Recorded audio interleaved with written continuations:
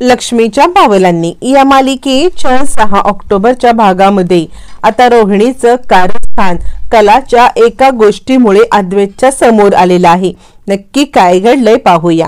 इकडे घरामध्ये चांदेकरांच्या दसऱ्याचं सगळं आता प्रिपरेशन चालू असतं आणि अद्वैत सांगत असतो, हे बघे उद्या सोहम झेंडूची फुलं आठवणीत आण बरं का।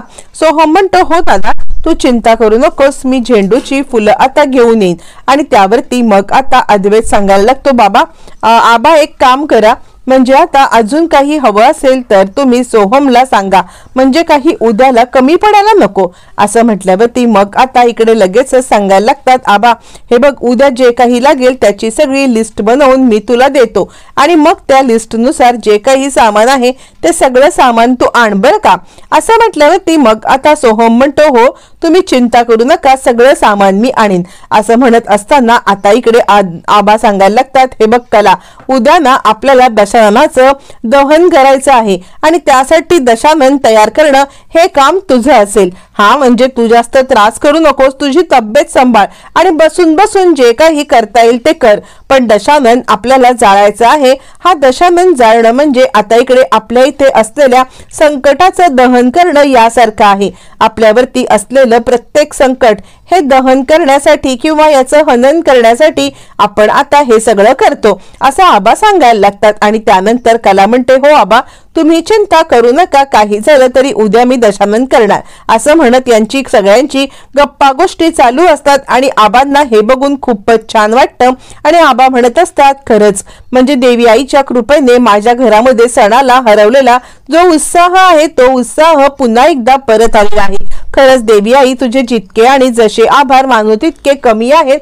असं म्हणत आता इकडे आबा इकडे खूप खुश होत असतात। त्यावेळेला अद्वैत म्हणतो, काय आबा काय विचार करताय? यावरती आबा म्हणतात, काही नाही रे, हे असं सगळं खेळीमेळीचं वातावरण बघून सणाचा आनंद सुद्धा आता द्विगुणित होतो। तोपर्यंत इकडे रोहिणी विचार करत असते, करा करा तुम्ही सणांचा आनंद द्विगुणित करा आणि मी मात्र तुमच्या प्रॉपर्टीवरती आता इकडे कशा पद्धतीने कब्जा करते ते बघा। असं म्हटल्यावरती तिच्या डोक्यामध्ये असतं, काही झालं तरी उद्या प्रॉपर्टीचे पेपर आणून या सगळ्या चांदेकरांच्या प्रॉपर्टीवरती मला आता पूर्णपणे कब्जा करायचा आहे म्हणजे करायचा आहे, असं ती विचार करत असते। आणि तोपर्यंत मग आता इकडे घडणारी घटना मात्र वेगळीच असते। दुसरा दिवस उजाडतो। अद्वैत आणि कला छानपैकी दारावरती तोरण किंवा सगळीकडे लावण्यासाठी हार या सगळ्याची आता तयारी करत असतात। पण त्याच वेळेला आता इकडे कला सांगत असते, चांदेकर अरे मोठी मोठी फुलं घे ना, तू छोटी छोटी फुलं का घेतोयस? आणि अद्वैत म्हणत असतो, अगं हो हो सगळं व्यवस्थित होईल। तोपर्यंत सोहमला कोणाचा तरी कॉल येतो आणि सोहम म्हणतो, आई 2 मिनिटं, मी 2 मिनिटात आलो हा। रजनी म्हणते, काय झालंय? अगं कुणाचा अरे कॉल आहे, तू असं काय करतोयस? यावरती मग आता तो सांगायला लागतो, अरे 1च मिनिट, मला महत्वाचा कॉल आलेला आहे, तो घेतो आणि नंतर येतोच मी। असं म्हणत तो कॉल घेण्यासाठी निघून जातो। ज्या वेळेला तो आता कॉल घेण्यासाठी निघून जातो, आबा म्हणतात, हा कुठे गेला? यावरती मग आता लगेच सांगायला लागते, म्हणजे रजनी सांगायला लागते की आबा त्याला कॉल आला होता, तो येईलच इतक्यात। आणि त्याच वेळेला रोहिणी येते। रोहिणीच्या हातामध्ये पिशवी असते आणि त्याच्यामध्ये असतात ते म्हणजे प्रॉपर्टीचे पेपर। ज्या वेळेला प्रॉपर्टीचे पेपर घेऊन आता इकडे रोहिणी आतमध्ये येते, आबा म्हणतात, रोहिणी अगं कुठे होतीस तू? मला तर काहीच कळत नाहीये, घरामध्ये दसऱ्याचा उत्सव आणि तू कुठे होतीस? असं म्हटल्यावर ती रोहिणी म्हणते, डॅडा एक महत्वाचं काम होतं, आलेच मी। त्यावरती मग आता लगेचच ती विचार करते, करा करा या दसऱ्याचं दहन करण्याची तुम्ही आता सगळी तयारी करा, पण काही झालं ना तरी सुद्धा आता ही चांदेकरांची सगळी प्रॉपर्टी माझ्या नावावरती जोपर्यंत होत नाहीये तोपर्यंत मी गप्प बसणार नाही। तितक्यात हुशार सरोज रोहिणीच्या हातामध्ये असलेली एक पिशवी पाहते आणि रोहिणी तू कुठे गेली होतीस आणि या पिशवीमध्ये काय आहे असं म्हणते। त्यावरती ती म्हणते, अगं नाही वहिनी, मी गेले होते ते स्टीम बाथ घ्यायला आणि तुला माहितीये ना मला हायजीनचा किती प्रॉब्लेम आहे, म्हणून मी माझा बाथरोब आहे ना तो सोबतच घेऊन गेले होते। असं म्हणत ती आता याच्यामध्ये बाथरोब आहे असं सांगते, पण सरोजला का कोणास ठाऊक त्याच्यावरती संशय येतो आणि त्यानंतर मग सरोजचं काम चालू असतं। ती या गडबडीत सगळं विसरून जाते. मग रोहिणी ती पिशवी घेऊन आता आपल्या रूम मध्ये ठेवण्यासाठी जाते, जेणेकरून आता ते प्रॉपर्टीचे पेपर वकिलांच्या ताब्यात दिले की ही सगळी प्रॉपर्टी नावावरती असा विचार करते. आणि ती ज्या वेळेला पेपर घेऊन आपल्या रूमच्या दिशेने जाते, पण नेमकं त्याच वेळेला रूमचं दार काही उघडत नसतं. ज्या वेळेला रूमचं दार उघडत नसतं आणि तितक्यात नेमका कॉल येतो, तो म्हणजे राहुलचा. आणि राहुल सांगतो, मम्मा माझ्या अकाउंटला काहीच पैसे नाही आहेत, मला 5 लाख रुपये पाठव. यावरती ती म्हणते, अरे जरा थांब, एकदा काही प्रॉपर्टी नावावरती झाली की करोडोचे आपण मालक होणार, लाखाच्या कसल्या गोष्टी करतोयस तू. यावरती तो म्हणतो, अगं ते नंतरच नंतर, सध्या 5 लाख रुपये तरी पाठव मला. यावरती रोहिणी म्हणते, ठीक आहे, बघते मी काय करायचं ते. आणि यावरती आता इकडे ती विचार करते की आता हे दार का उघडत नाहीये. आणि तितक्यात खालून आबांचा आवाज येतो. आबांचा आवाज आल्यावर ती रोहिणी विचार करते, काय करू, दार तर माझ्या रूमचं काही उघडत नाहीये. मग रूमच्या बाहेर एक आता टेबल आहे, त्या टेबलाला अनेक ड्रॉवर्स असतात. त्या ड्रॉवर मधल्या एका ड्रॉवर मध्ये जिथे रद्दी ठेवली जाते त्या ठिकाणी ती तो ड्रॉवर गडबडीत उघडते, कारण राहुलचा फोन चालू असतो, खाली आबा ओरडत असतात, पेपर लपवायचं असतं. या सगळ्या तिची खूपच गडबड होत असते आणि म्हणून ती पटकन पेपर त्या रद्दीच्या ह्याच्यात टाकते आणि पटकन खाली जायला निघते. आणि त्याला सांगते, मी तुला 5 लाख रुपये ट्रान्सफर करते, तू चिंता करू नकोस. आणि त्यानंतर इकडे आता सगळेजण दसऱ्याचं पूजनासाठी रोहिणीची वाट पाहत असतात. आबा सांगत असतात, रोहिणी, अगं रोहिणी ये खाली, कुठे राहिली ही रोहिणी, मला तर खरंच कळत नाहीये की रोहिणीचं काय चाललंय. आणि तितक्यात रोहिणी खाली येते. आबा म्हणतात, चला सगळ्यांनी छानपैकी पूजन करा आणि आता सरस्वती आणि लक्ष्मी या दोघांचं सुद्धा पूजन करायचं आहे असं आबा म्हणायला लागतात. त्यानंतर मग एक एक करत कला आता पूजन करायला लागते. कलाला सगळा मान मिळालेला असतो आणि त्यावेळेला कला म्हणते, किती सुंदर सरस्वतीचं चित्र काढलेलं आहे ना आबा, कुणी काढलं हे. यावरती आबा म्हणतात, सरोजचं लग्न झाल्यापासून या घरामध्ये सरोजच फक्त आणि फक्त सरस्वतीचं चित्र काढते किंवा सरस्वतीची पूजन करताना ते पाठीवरती काढते. यावरती मग आता लगेचच इकडे सांगायला लागते रजनी, खरं सांगू का, तर सरोज वहिनी, मी जेव्हापासून या घरात आले ना तेव्हापासून इतकी सरस्वती सुंदर मी कधीच कुणी काढलेली पाहिलीच नव्हती. आणि तुम्ही तेव्हा पण सुंदर काढायचात आणि आता सुद्धा तशीच्या तशी सरस्वती तुम्ही आता सुंदरच काढता. असं म्हणत एक एक करत आता इकडे पूजेचे विधी उरकायला लागतात. आणि आता सगळेजण सरोजचं कौतुक करत असतात. सुंदर सरस्वतीचं सुंदर पूजन होत असतं. आणि रोहिणी मात्र या सगळ्यामध्ये कधी एकदा प्रॉपर्टी आपल्या नावावरती होते या सगळ्याचा आता विचार करत असते. हे सगळं चालू असताना मग आता आबा सांगत असतात, आमच्या घरावरती आलेलं प्रत्येक संकट आता हरून जाऊ दे, प्रत्येक संकटावरती मात करण्याची आम्हाला तू शक्ती दे, असं म्हणत आबा आता इकडे प्रार्थना करत असतात. हे सगळं चालू असताना कला अद्वैतचं पूजन संपन्न होतं. इकडे आपल्याला खऱ्यांच्या घरचा सीन दाखवला जातो. खऱ्यांच्या घरी आता इकडे काजल 3 वातींचा फुलवात केलेली असते आणि ती सांगते, आई बाबा बघा ना, आपल्याला 3 फुलवातींची वात करायला जमलेलं आहे. त्यावरती दिनकर पाहतो आणि तिचं कौतुक करायला लागतो, खरंच किती सुंदर वात केलेस. पण संगीता तिच्यावरती नाराज असते, त्यामुळे ती काही तिच्याकडे पाहत नाही, तिचं काही कौतुक करत नाही. आणि ती सांगते, बघ नाही, आपण किती मस्त 3 वातींची फुलवात केलेली आहे ती. यावरती दिनकर आता म्हणतो, संगे अगं बघ ना आपली काजल काय बोलतीये, तिने किती सुंदर फुलवात केले ती बघ तरी, असं म्हणत तो आता संगीताला बोलायला लागतो. पण संगीता गुस्सात असते आणि ती काही बघायला मागत नाही ना दिनकरचं म्हणणं ऐकत ना ती आता इकडे म्हणणं ऐकत असते. ते म्हणजे आता इकडे ती आता काजलचं सुद्धा. मग काजल म्हणते, आई बघ. त्यावरती दिनकर म्हणतो, खरं सांगू का, तर ही वात आहे ना, ही वात आपली आजी करायची. म्हणजे आजी म्हणायची की ही 3 ज्योतींची वात आहे ना, ही खूप काळ टिकते आणि ही वात मंद जळत बसते, पटकन ही वात कधी संपत नाहीये. आणि ही वात ना आपल्या आयुष्यातली सुख दुःख या सगळ्याचं प्रतीक असते. आणि ती वात ना आधी संगी बनवायची आणि त्यानंतर आता तू बनवलेस आणि आपली कला पण बनवायची असं म्हणत छानपैकी तिचं कौतुक करत असतात. संगीता काहीच बोलत नाही, पूजेसाठी येते आणि दसऱ्याची पूजा संपन्न होत असते.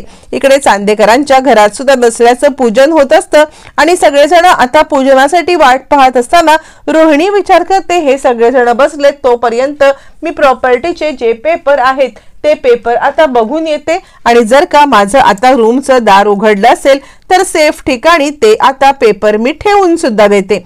असा विचार करत आता ती निघणार.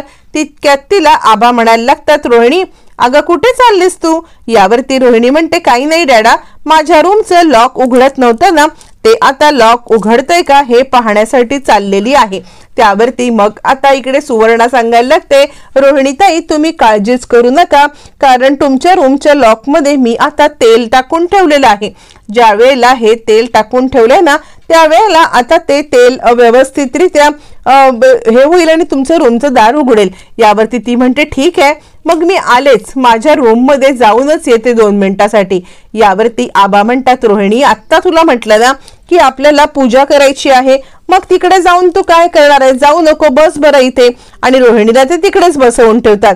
आता रोहिणीची इकडून आड तिकडे विहीर असं झालेलं असतं, तिला जाता पण येत नसतं आणि स्वस्थ बसता पण येत नसतं, कारण आता पेपर इकडे अडकलेले आहेत, कोणाच्या हातात पेपर लागले तर खूप मोठा प्रॉब्लेम होईल असं तिला वाटत असतं. मग हे सगळं चालू असताना आता इकडे रोहिणीला गपचूप बसायला लागतं. तोपर्यंत कलाचं इकडे जेवण चालू असतं, एकीकडे नैवेद्य दाखवायचा असतो आणि अद्वैत आता इकडे रजनीकडे येतो. रजनीच्या डोक्यामध्ये वेगळाच विषय चालू असतो. रजनी विचार करते, प्रत्येक सणाला नवरा आपल्या सोबत असावा असं प्रत्येक स्त्रीला वाटत असतं, पण माझ्यासोबत माझा नवरा नाहीये असं म्हणत ती आता एकदम विचित्र पद्धतीने थोडीशी वागत असताना तिकडे आता अद्वैत हे सगळं पाहतो आणि अद्वैत म्हणतो, काकी काय झालं? तुझं लक्ष नाहीये का? काही प्रॉब्लेम आहे का? यावरती ती म्हणते, नाही रे, प्रॉब्लेम कसला? यावरती तो म्हणतो, काय झालंय? यावरती ती सांगते, काही नाही रे, म्हणजे हे घरात नाहीयेत ना, तर आता सणाच्या दिवशीला मला सुनं सुनं वाटते. यावरती आता बघ ना, म्हणजे काही झालं तरी हे कामानिमित्त सतत बाहेरच असतात. यावरती मग आता तो सांगायला लागतो, अगं तुला माहिती आहे का, आपल्या इकडे खूप मोठं म्हणजे कामच इतकं आलंय ना, तिकडचे क्लायंटचे प्रोजेक्ट पण मोठे मोठे आहेत आणि त्यासाठी काका बिझी आहे, पण तू चिंता करू नकोस. एकदा का काका तिकडचं काम निपटवून आला ना की तू आणि काका तुम्ही दोघं जण छानपैकी महाबळेश्वरला फिरायला जा. काय असं म्हटल्यावरती आता इकडे रजनीचा चेहरा खुलतो आणि म्हणते, चल तुझं काहीतरीच. इकडे तोपर्यंत आता इकडे दशाननाचं तोंड तयार करण्यासाठी रद्दी हवी असते आणि ती रद्दी आणण्यासाठी आता ताबडतोब पाठवलं जातं सुवर्णाला. आणि सुवर्णा नेमकी आता येते म्हणजे रजनीच्याच रोहिणीच्या खोलीच्या बाहेर. आणि रोहिणीच्या खोलीच्या बाहेर आल्यावरती तिकडे असलेला ड्रॉवर ज्याच्यामध्ये रद्दी ठेवलेली असते ती रद्दी काढायला निघते आणि त्याच वेळेला त्या रद्दीच्या पेपरमध्ये प्रॉपर्टीच्या पेपरची पिशवी असते. सुवर्णा ती पिशवी काढते. पिशवी काढून त्यानंतर मग आता लगेचच त्या पिशवीमध्ये ती रद्दी टाकते आणि त्या पिशवीतले पेपर हे सुद्धा तसेच तिकडे असतात आणि ते पेपर सोबत ती आता रद्दी घेते आणि आता रद्दी त्या पेपरमध्ये टाकते आणि ते पेपर घेऊन खाली येते आणि त्याच पेपरचे दशमान बनणार असतो. इकडे राहुल विचार करत असतो, अजून तरी आईने पैसे का नाही दिले, आणि म्हणून तो त्यानंतर मग आता रोहिणी इकडे येते आणि पाहायला लागते की प्रॉपर्टीचे पेपर तर गायब झालेले आहेत. प्रॉपर्टीचे पेपर कुठे गेले असं म्हणत ती आता इकडे तिकडे शोधायला लागते. ज्या वेळेला ती इकडे तिकडे पाहत असते आणि ती विचार करते की प्रॉपर्टीचे पेपर कुठे गेले, म्हणून ती बाहेर येऊन पाहते.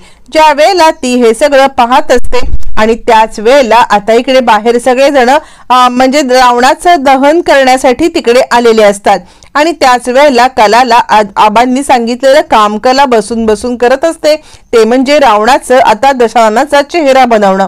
आणि त्याच वेळेला आबा म्हणतात, रोहिणी रोहिणी काय चाललंय तुझं, कुठे आहेस तू? अगं ये ना, तिकडून तो पेंडा आणायचा आहे, तो पेंडा आणून दे बरं. रोहिणी म्हणते, डॅडा आले मी, 2 मिनिटं थांबा. त्यावरती आता इकडे कलाला आबा सांगतात, कला तू दशाननाचा चेहरा करायला घे.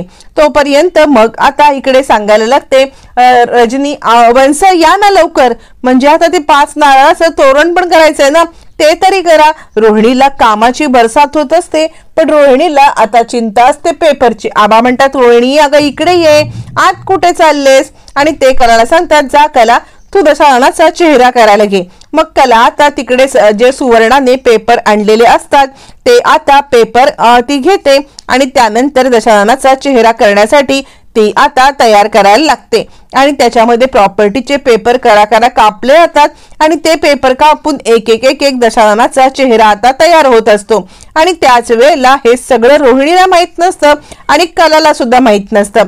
तोपर्यंत मग आता रोहिणी विचार करते काय झालं असेल आणि आता म्हणजे हे सगळं कसं काय घडलं असेल, मला खरंच काही कळत नाहीये, पेपर गेले कुठे।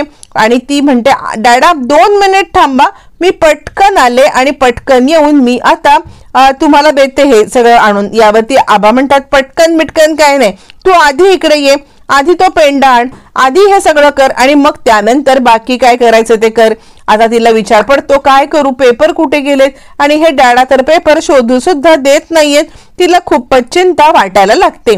मग त्यानंतर इकडे आता आबा सांगतात कला तू हे काम कर, तू दशानन मस्तपैकी बनवायला घे असं म्हणत ते सांगतात आणि ते बनवत असताना डोळ्यावरती पट्टी बांध, कारण कसं आहे दशाननाचं हे सगळं करताना त्याचं तोंड बनवताना कधीही डोळ्यावरती पट्टी बांधून हे सगळं करावं असं म्हटल्यावरती मग आता आबा कलाच्या डोक्यावरती पट्टी बांधतात, डोळ्यावरती पट्टी बांधून मग आता कला ते पेपर कापते। तिला दिसतच नाही की ते प्रॉपर्टीचे पेपर आहेत। त्यानंतर प्रॉपर्टीच्या पेपरचा दशानन केला जातो आणि तो दशानन केल्यावरती अद्वैत तो जातो। इकडे आता रोहिणी खूपच चिडलेली असते आणि या कलाने माझ्या प्रॉपर्टीचे पेपर जाळून दशानन बनवलेला आहे, हिला तर मी आता सोडणारच नाहीये। रोहिणीचा डाव दसऱ्याच्या दिवशी कलाने अशा पद्धतीने फेल करून टाकल्यामुळे रोहिणीचा खूपच चिडचिड होत असते।